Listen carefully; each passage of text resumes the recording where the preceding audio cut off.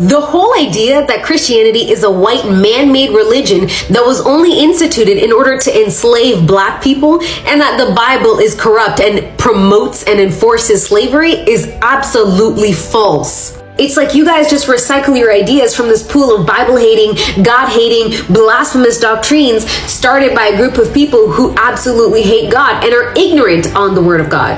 Quick lessons in history here, because I know everyone has a short attention span these days. Christianity comes from Judaism. Jesus Christ is a Jew. The very first disciples of Jesus were Jew. It was this group of disciples that took the Gospels and propagated it across the globe after the resurrection and ascension of Jesus Christ. And one of the first places that the Gospel hit after the ascension of Jesus Christ was Africa. And this was 2,000 years ago, long before the transatlantic slave trade. Egypt was one of the epicenters for early Christianity. The author of the Gospel of Mark brought the Gospel to Alexandria through the Egyptian coast. There were even Africans getting martyred for the Gospel, for Christianity around this time, such as Felicity and Perpetua, both of whom belonged to the Roman province of Africa, which was in Africa. Ethiopia is the second oldest Christian nation. In fact, the Ethiopian Bible is the oldest one that we have, and Ethiopia was never colonized. The gospel had hit Africa long before Europeans had adopted it. So Christianity is not a white man's religion. It's not a black man's religion either. We call ourselves follower of Christ, but our Messiah is a Jew. Now, when you talk about slavery, it is true that white slave masters gave slaves, black slaves, an altered version of the Bible, which took out key passages which they thought would incite a rebellion. The key word here is altered. They gave these slaves an altered version of the Bible. They didn't give these slaves the real Bible. The fact that the slave masters had to give an altered version of the Bible, they were so afraid of giving the real thing because they didn't want to incite a rebellion, shows how heavily the Bible shuns oppressive slavery. Slave masters knew neither the Bible nor God could ever condone anything they were doing, because everything they were doing went against the Word of God. And so the only way they could deceive people is by taking out key passages in order to control them. None of this is on God, nor is it on the Bible. In fact, it points to how righteous and just the Bible is because they had to hide it from people. So saying you don't like something because of how someone used it or abused it is an example of throwing the baby out with the bathwater. This is an association fallacy. Did you guys know that it was God himself who gave Harriet Tubman visions of the Underground Railroad? Did you know that Christians were the first ones to build public hospitals and make them accessible to everyone, including the poor? Did you also know that Christians were among the first ones responsible for opening up orphanages and group homes for lost children? See, the problem is most of you don't do your own research. You just drink from this recycled, polluted pool of anti-biblical doctrine. Search the scriptures yourself. Seek God for yourself. Do your research. Don't just take anyone's word for it. The Bible, and I got to bring Billy Graham as a witness here because, you know, Billy is a great evangelist. And years ago in the 60s when he was teaching in Africa, he told the people there that Jesus was a black man. Now, of course, that may shock your ears, but in the private chambers of the Pope, wait, he has a picture of a black Madonna and a black baby Jesus. Since he's Polish, you know, in Częstochowa, I think is the name of it, they have this black Madonna. All over the world, there's this black Madonna. But in America, we've never seen it. Why is that? Now the Bible tells you that Mary was an Egyptian woman. Of course, you know Egypt is in Africa. And not that I'm teaching you anything that you don't know. And the Bible teaches that Jesus had hair like lamb's wool. Something like some of the black students that are here, or the black people that are here. And his feet were like burnished brass. Now, it really don't make any difference to me if he were blonde or blue-eyed. I'm just telling you the truth. Because when you mature, you see beyond color. You know. But how mature are you that you knew he was black and then painted him white?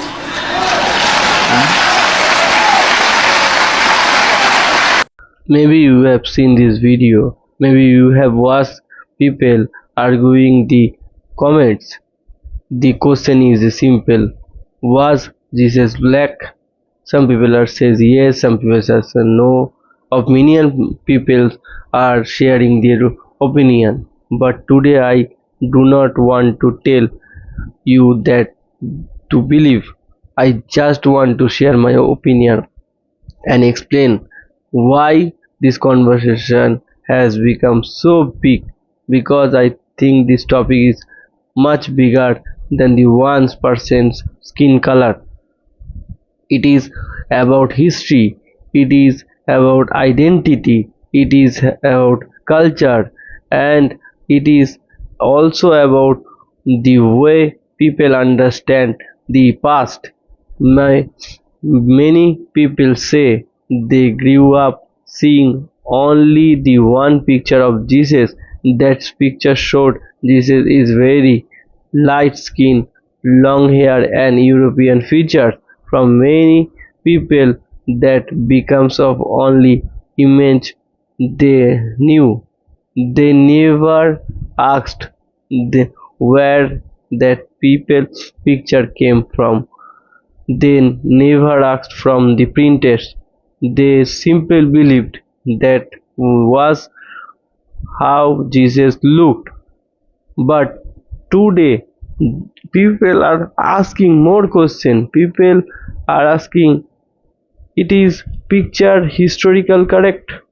Did you Jesus really look like that? This is fair question. I think asking question is never wrong. History should never be subject that a subject that the people are afraid to discuss. If someone wants to learn more about history, I think it is always a good thing, but I also believe something is important. We should not believe everything we see on social media. Today also I can make a video. Anyone can speak with confidence. Anyone can say this is the real truth. But speaking with difference is not the same of having proof. A video with 10 million views is still just one video. That is why we should always take our time, read different books, listen to different experts, watch different opinion, then direct what makes the most sense. Many historians says Jesus has a Jism man of the Middle East. If that is true, then we probably did not look at many famous European paintings. At the same time, historians also say there is a not exact record of that Jesus looked like. There is no photography, there is no video, there is no official drawing is one lifetime. That means nobody can honestly say they know exactly what Jesus looked like. That I think that is important to remember. Another things I find interesting is that the people were different part of world having printed of Jesus' identity. I, if European artists often printed Jesus or European features, if Africa, many artists printed Jesus with Jesus features, African features. Is Asia, some artists print Jesus look like in their own culture. Why? Because people often connect better with someone who looks similar of them. This has happened of many culture of thousands of years. Now let's talk about something else. Many black people say the conversation in one only about Jesus. They say it is about history. They say some parts of their history has not always received for some attention as others. Some people feel their stories they are ignored. Some people feel their voices are heard. Whatever we agree with every claim of not, I think it is important to understand why people feel that way. Listen does not always mean agreeing.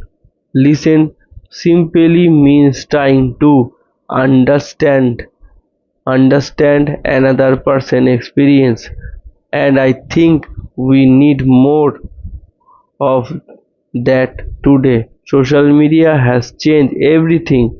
Years ago, only himself and newspaper reach millions of people. Now, one short video can each reach the whole worldwide one day. That is powerful, but I also means feels important informational can speak the very quickly. That is why we must think before we share.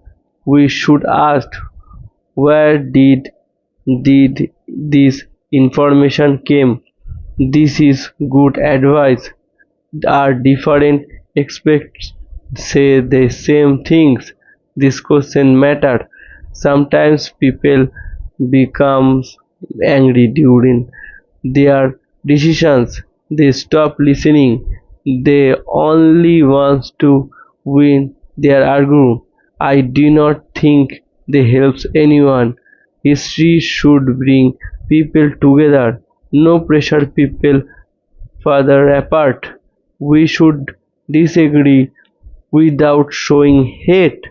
We should ask a hard question with attacking each other. Respect should always come first.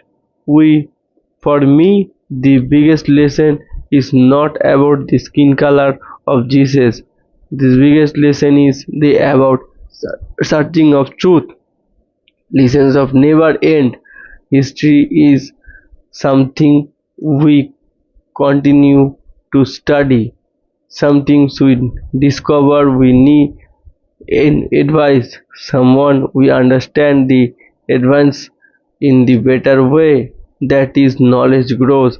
I also believe we should respect culture. Every community wants to history be remembered.